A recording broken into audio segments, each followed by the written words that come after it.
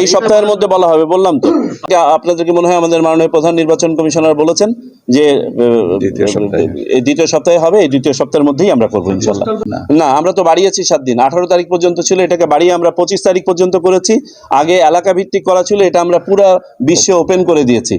সুতরাং পুরা বিশ্বে যে কোনো খান থেকে প্রবাসী বাংলাদেশি ভোটাররা আগামী 25শে ডিসেম্বর পর্যন্ত নিবন্ধন করতে পারবেন, এবং যখন ব্যালট পাঠানো শুরু হবে তার 2-4 দিন পরে আপনাদেরকে ওখানে নিয়ে যাবো ইনশাল্লাহ। আমরা আমাদের কনফিডেন্সের জায়গাটাতে ফেরত যেতে চাই, আমাদের সকল সিস্টেম যাতে স্বাভাবিকভাবে কাজ করে সেখানে যেতে হবে। আমাদের যথাযথ সুপারভিশন থাকবে এবং আমরা নজর রাখবো যাতে করে কোনো ধরনের ব্যত্যয় না ঘটে।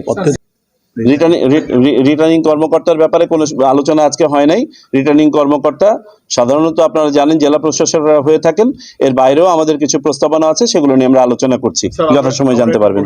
আমরা তো নিষেধ করে দিচ্ছি এখানে, যদি তবে কিছু রাষ্ট্রীয় জিনিস আছে যেগুলো এখানে কোনটা করা যায় না, অনুদান, আপনার বিভিন্ন ধরনের নতুন করে কোনো প্রকল্প গ্রহণ ইত্যাদি, যেগুলো চলমান প্রকল্প সেগুলো তো বাধাগ্রস্ত করার বা পরিকল্পিত প্রকল্প, সেগুলো নির্বাচন কমিশন বাধাগ্রস্ত করবে না। অনুমোদন করা যাবে না নতুন কোনো প্রকল্প। জি, উপদেষ্টা পরিষদের তবে আবারও খেয়াল রাখতে হবে, আমাদের কিন্তু এই মুহূর্তে একটা অন্তর্বর্তীকালীন সরকার আছে যেটার ক্যারেক্টার হচ্ছে নির্দলীয়।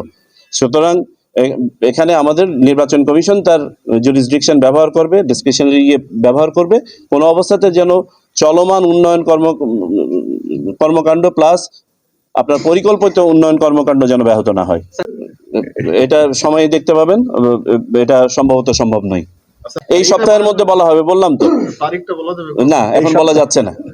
আমাদের তার আগে কিছু আমাদের প্রথাগত কাজ আছে, এগুলো সম্পন্ন করি।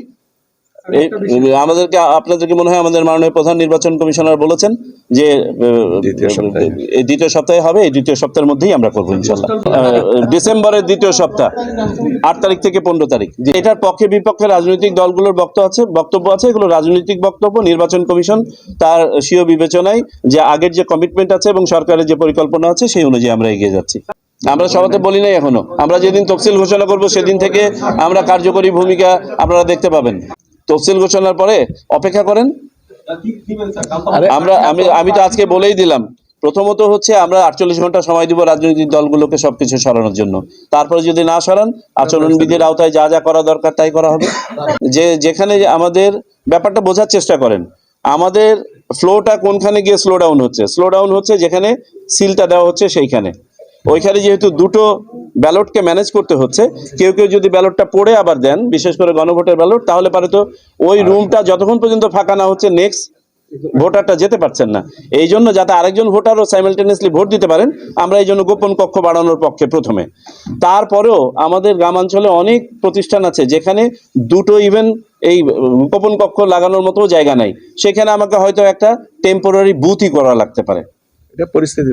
এবং আমরা এটা কালকে জানিয়ে দিচ্ছি আমাদের সকল অফিসকে, তারা এটার অ্যাসেসমেন্ট করে চূড়ান্ত করে ফেলবে। ব্যাপারে আপনারা জানেন ওই সময় তারা বলে গেছেন, আমাদের অবস্থান হচ্ছে আইন যাদেরকে পারমিট করবে তারা ভোটে অংশগ্রহণ করবেন, এবং আইন বলা আছে কারা ভোটে অংশগ্রহণ করতে পারবেন না।